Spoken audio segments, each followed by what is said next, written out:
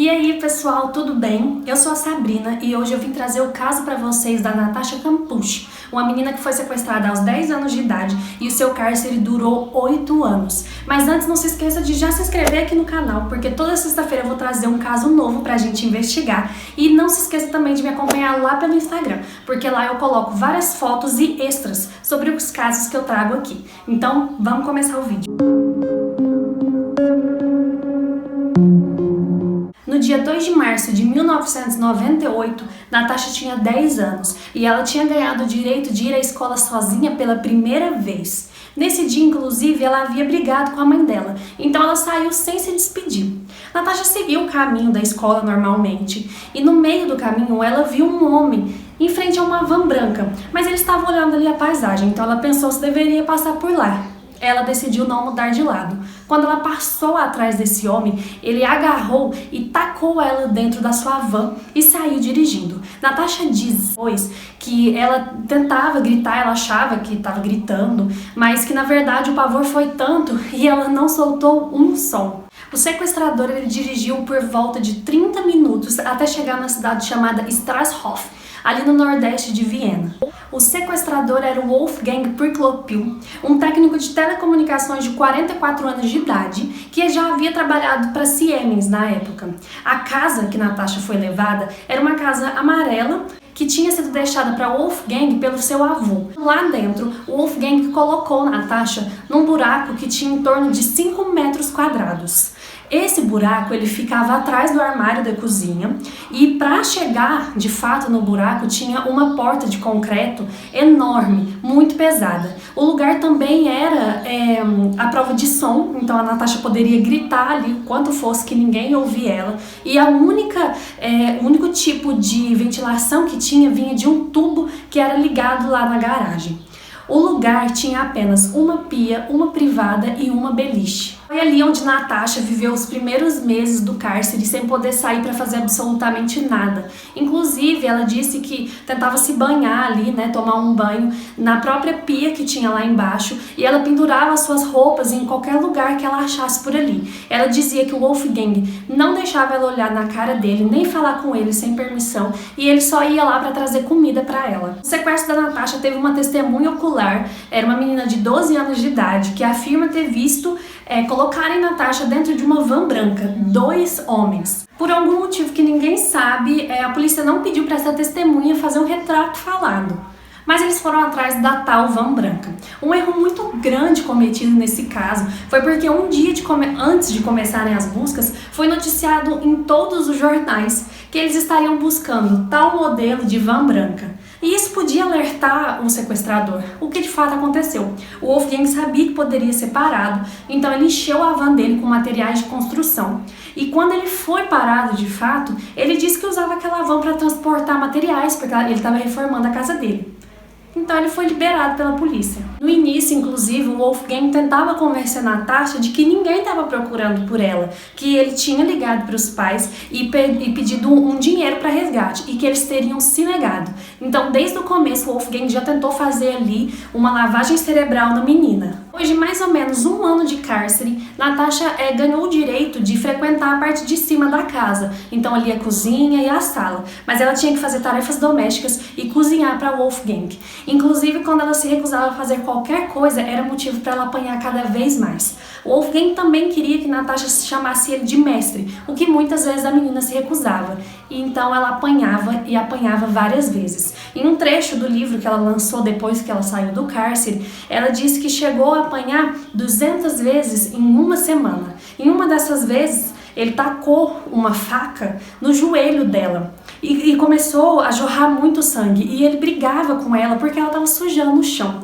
O Wolfgang, ele tinha muito toque de limpeza. Ele fazia a Natasha raspar os próprios cabelos, porque se ela fizesse qualquer tipo de sujeira, ele já surtava.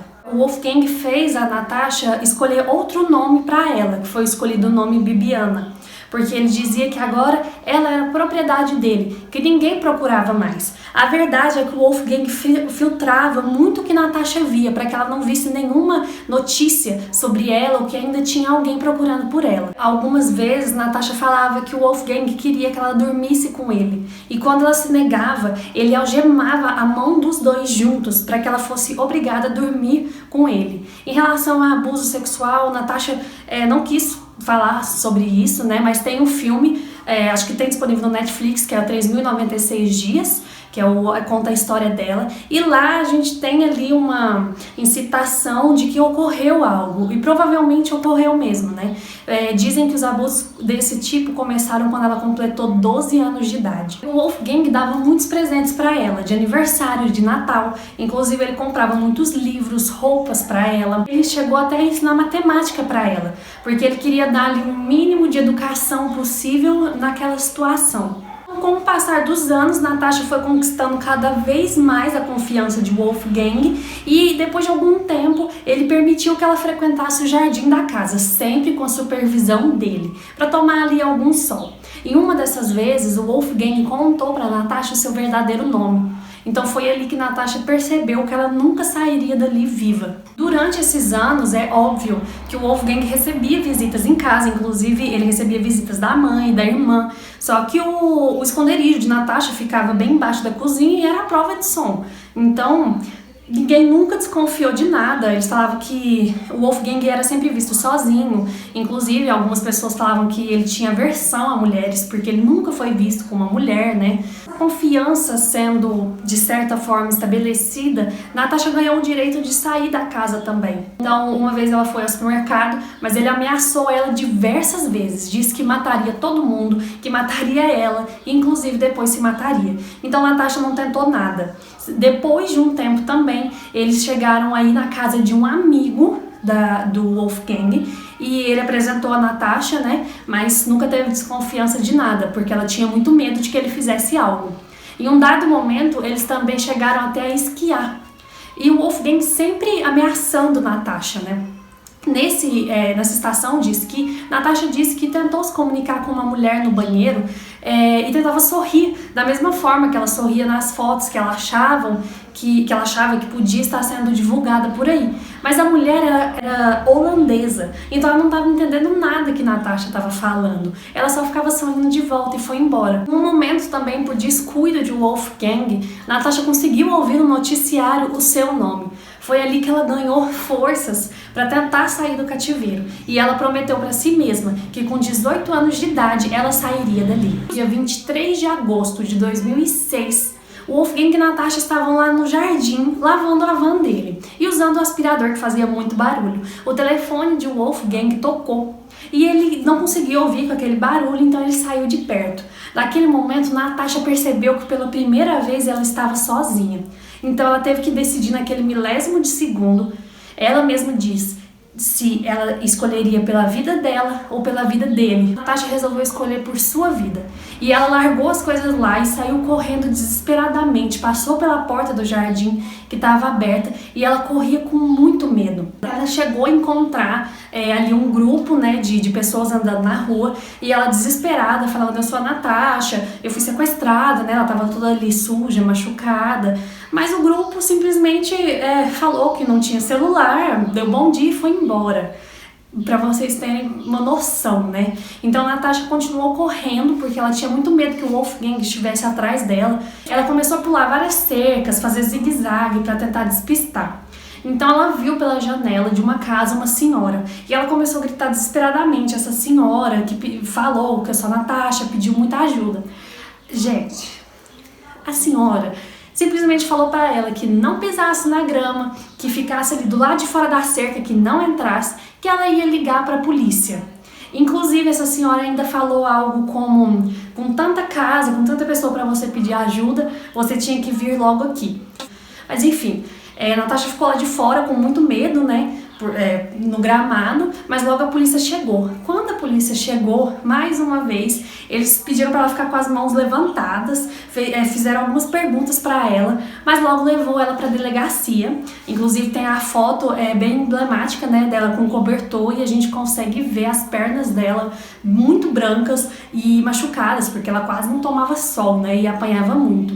Quando chegou na delegacia, ela foi identificada realmente como Natasha Campuche. Logo ligaram para os familiares dela e ele, de fato, acabou os 3.096 dias de cárcere que Natasha sofreu na mão de Wolfgang. Ela chegou na delegacia, a Natasha recebeu a notícia que o Wolfgang tinha se tacado na frente de um trem, né, que ele tinha morrido. Ali Natasha chorou muito e isso surgiram muitas críticas para ela nesse momento, porque falaram: ah, então o cárcere não foi tão ruim assim e coisas nesse sentido. Mas Natasha falou que ela chorou porque ele foi a única pessoa que ela teve contato em 8 anos, né? Querendo ou não, criou ali um tipo de dependência. Ela fica muito ofendida quando as pessoas falam que ela gostava dele, que ela não queria sair do cárcere. E quando citam também a síndrome de Estocolmo, que pra quem não sabe é aquela síndrome que a pessoa se apaixona pelo sequestrador, ela fala que nunca gostou dele, que tudo que ela teve que fazer foi um modo de sobrevivência. Depois disso, Natasha foi internada um tempo na ala psiquiátrica do hospital, porque ela estava com muita deficiência, né, de vitamina D, fora toda a questão ali psicológica, né, que a menina deve ter sofrido.